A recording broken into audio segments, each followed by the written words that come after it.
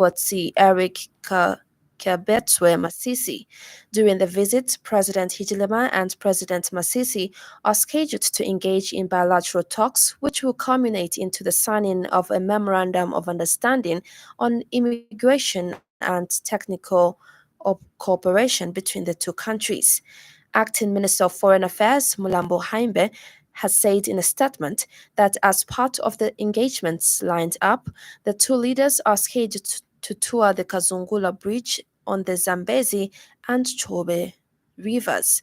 Mr. Haimbe says President Hichilema remains resolute in his commitment to explore the land-linked untapped opportunities for trade, investment and tourism between Zambia and its neighbors, including Botswana. The minister said the president is scheduled to return to Zambia on 25th January 2024. Government has urged the European Union and other partners to continue advocating for Zambia's debt restructuring in order to allow the country to rebuild its economy and improve the livelihoods of the people. Speaking during the second Zambia-European Union political dialogue in Lusaka today, Acting Minister of Foreign Affairs Mulambo Haimbe said the government has continued resolve to debt sustainability and is aware of its importance to the country's economic growth and well-being of citizens. Mr. Haimbe, who is also Minister of Justice, pointed out that the country has made significant progress in promoting the economic transformation agenda, which is aimed at creating a conducive business and investment environment. The minister also highlighted that the country has received an unprecedented number of investment pledges from partners across the world in key sectors of the economy, such as renewable energy, agriculture, and manufacturing, among others. He has expressed confidence that the Zambia EU deliberations will be fruitful, mutually beneficial, and further strengthen the already strong relationship between the two parties. The 2024 Zambia-EU political dialogue is being conducted within the framework of the new partnership under the Samoa Agreement, which Zambia became party to in November last year. We continue in our resolve for debt sustainability, and we are aware of its importance to Zambia's economic growth and well-being. I therefore wish to urge you, our partners, to continue advocating for Zambia in this regard. This is in order to allow us to rebuild our economy and improve the livelihoods of our people. I also wish to recognize the transition in the relations between Zambia and the EU. Our partnership is moving towards strengthened engagement and effective sustainable model of economic cooperation. Health Minister Silva Masebo has revealed that the ministry is currently just administering one dose of the cholera vaccine to patients instead of giving two so that it can cover more people. Speaking when the Japanese ambassador to Zambia paid a courtesy call on her this morning, Ms. Masebo notes that there are more cholera cases in communities than those being recorded at treatment centers, as evidenced by the number of deaths being recorded in communities than in health facilities. She says for this reason, the ministry will change the strategy by moving into communities in a multi-sectorial manner to fight the pandemic. Ms. Masebo explains that measures that government has put in place for the immediate and short-term solutions to curb the reoccurrence of the disease. We did not record any case from northern, Wapula, and Muchinga provinces. The suspected cholera case from Chifunavali district, which is in Wapula province, has been confirmed as culture positive. This is the first case we have. So we had asked the World Health Organization to help us with vaccines. We had asked for a vaccine, 3 million vaccines. This is just for Lusaka, for the hotspot. But we only managed to get 1,700. So we are still looking for more vaccines. And the other point is that instead of giving 2 doses for 1 year, we're only giving 1 so that it can cover more people, what we're doing at the moment. And also, I think the other point is that now we've also seen that the disease is more out there than people coming in. Meanwhile, the country has in the last 24 hours recorded 14 cholera deaths, bringing the cumulative number since October last year to 512.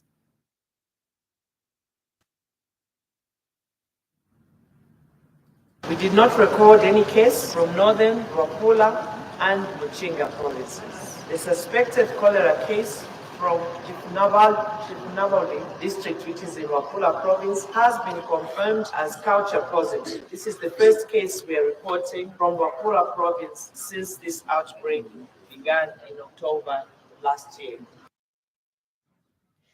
As the nation joins the rest of the world in commemorating the International Day of Education tomorrow, the 24th January 2024, the National Action for Quality Education in Zambia has encouraged governments to continue supporting the free education policy. Organization Executive Director Aaron Chansa has expressed happiness that Zambia is doing well on availing education to almost all children of school-going age, stating that education is a basic right of every human being. Dr. Chansa has underscored the crucial role that education plays in facilitating sustainable development and peace in communities and countries. Meanwhile, Dr. Chansa also notes that in the last 6 years, the International Day on Education has helped to raise awareness about the power of education to positively change communities. He has since called for a report on readiness of schools to reopen on 29th January 2024, adding that good quality education helps learners to reach their full potential. We want to stress the uniqueness of education in creating happiness, safety, innovation, creativity, good health, and the futures of children across the country. NACASE further believes that every child in Zambia and elsewhere deserves the opportunity to learn and consume quality education, and that good quality education helps learners to reach their full potential. Education must never be negotiable. All children, regardless of their religion, ethnicity, gender, region, or social status, should unconditionally be given quality education. The Zambian Civil Liberties Union has welcomed the policy direction and pronouncements for 2024 outlined by President Hakainde Hichilema when he met permanent secretaries and other senior government officials last week. The union has, however, stressed the need for implementation and tangible actions beyond mere pronouncements. President Hichilema highlighted 3 key policy themes, namely prudent resource use, prevention of public resource abuse, and service to the Zambian people. Meanwhile, Union Deputy Executive Director Maurice Makalu has called for swift implementation of the Access to Information Act, crucial for citizen empowerment and government accountability. Mr. Makalu has noted with concern the delay by Minister of Information Cornelius Muetwa to sign the statutory instruments that would bring the law into operation. He says the recent mismanagement scandals in the energy, agricultural, mining, and water sectors highlight the urgency of operationalizing the ATI. And now, the stories trending this evening.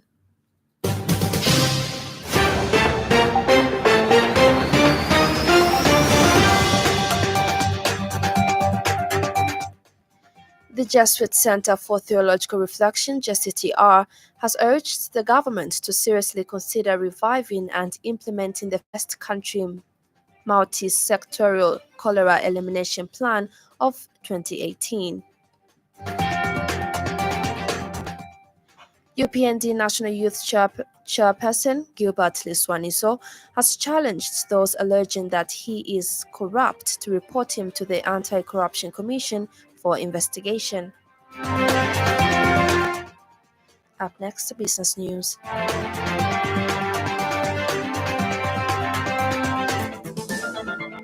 5FM Radio Business News. We mean business. Keep you current in commerce, trade, and industry, local and global. It's our business to keep you informed about business. The Energy Regulation Board, ERB, has denied as false media reports indicating that the government has been subsidizing fuel. ERB board chairperson Ronald Woa has clarified that the board has been using of the Strategic Reserve Fund, which was created by Cabinet in 2005 to cushion the cost of transporting petroleum products into the country from October last year to January 2024. Mr. Woa says this was after there was a sudden increase in international fuel prices in September last year. He says the ERB decided to utilize the Strategic Reserve Fund to support price stabilization to avoid a shock in the market. Mr. Woa says the use of reserve fund does not amount to subsidizing fuel. This use of the strategic fund is an authorized use of the fund and is one of the purposes for which the fund was created. It does not in any way constitute a subsidy. A subsidy, in my understanding, is a use of government resources to support the price of particular product. It's a fund that is set up for and supported from funds of the citizens who consume petroleum products. That ends the business news. 5FM Radio Business News. We mean business. Keep you current in commerce, trade, and industry, local and global. It's our business to keep you informed about business. And now on foreign news, South African President Cyril Ramaphosa has dropped a high-profile economist from an advisory panel as questions are being raised about her PhD. Tabi Leoka said that the London School of Economists awarded it, but Business Day and Daily Maverick journalists said they have not been able to find a record of the degree. Last week, Ms. Leoka denied misrepresenting her qualification. On Monday, she resigned from the boards of two prominent companies. Here's a roundup from the BBC. Palestinians in southern Gaza say Israeli tanks have shut the last road leading to the coast. This effectively closes off their escape route from intense fighting in Khan Yunis. The Israeli Prime Minister Benjamin Netanyahu has vowed that Israel will not stop fighting in Gaza until total victory. He was speaking after the deaths of 21 Israeli soldiers, the worst single incident for the Israeli army since its offensive began. Yilan now reports. China's record on human rights has been criticized at a regular UN review. It's been urged repeatedly by US and European diplomats to end what they called its persecution of the Uyghur community. A UN report from 2022 accused Beijing of carrying out crimes against humanity in its western Xinjiang region. But a BBC correspondent says China had prepared well, reportedly lobbying many African countries.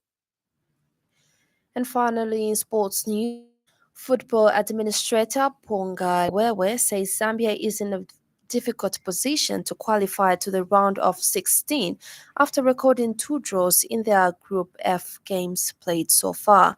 Liwewe says the easier game that the Chipolopolo had was against Tanzania, stating that Congo DRC and Morocco were tougher opponents in the group. Speaking in an interview with Zanis Sports, Liwewe said Zambia is fighting for nothing but a win on Wednesday's game against Morocco to guarantee them a spot in the knockout stages. And now the weather report brought to you by Classic On.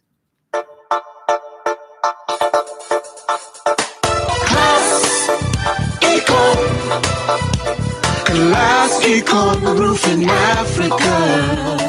Class Econ Roofing, plot 17100 off Katanga Road, 150 meters from Mumbwa Road, Chinika Industrial Area, Lusaka. Class Econ Roofing.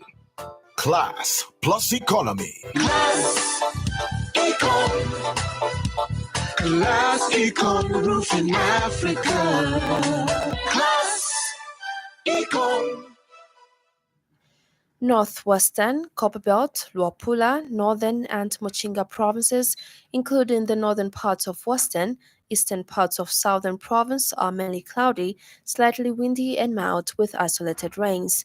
Lusaka, Central and Eastern provinces, including the southern parts of Western, eastern parts of Southern Province, have few clouds, windy at times and mild. That ends the weather report.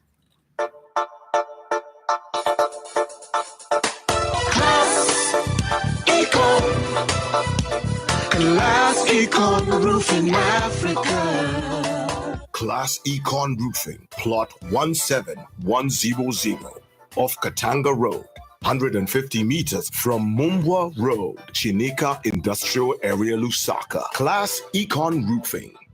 Class plus economy. Class Econ. Class Econ Roofing Africa. Class Econ. And that weather report brings us to the end of the news this evening. But before we go, a recap of the top stories.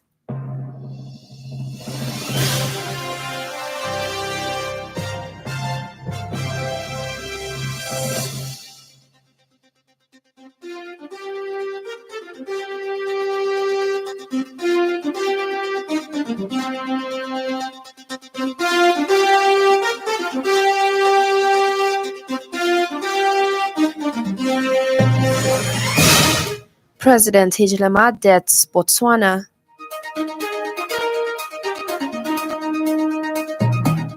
Reports that the government has been subsidizing fuel dismissed as false. South Africa President Ramaphosa acts as advisor as PhD questioned. For more news, follow us on Facebook, 5FM Radio Zambia. On behalf of the entire news crew and the technical department, thank you for listening to the Happy World of 5FM. Stay safe and stay tuned to 5FM Radio. I'm Judith Mwape. Good evening.